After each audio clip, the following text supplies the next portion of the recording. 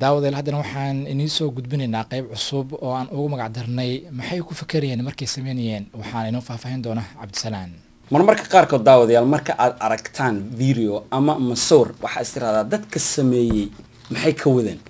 maxaa yani dadkani markay sameynayeen maskaxdooda ku jiray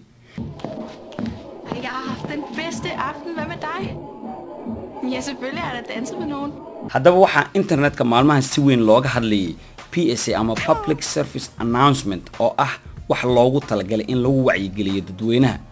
wacyigelintan ayaa waxa ay tahay website markaad gashana waxa arkaysaa gabar Danish ama u dhaltay waddankaas Denmark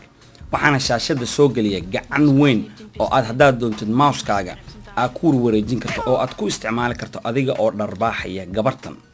mar walba oo ay dharbaaxada ay gabadha ku dhacdo waxay ku tusinaysaa isla markiiba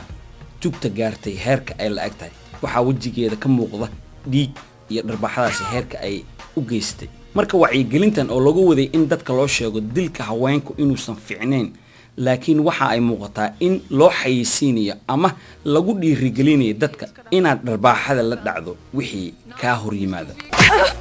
haddaba wacyigelintan oo loogu talgalay in dadka loogu sheego dilka haweenku inuusan fiicneyn baa waxa moodaa in la hormarinayo ama lagu sheegayo in dharbaaxada haweenka aysan wax dhiba lahayn waa wax yaab leh dadkii sameeyayna umalayno inay taas ka fikiriyeen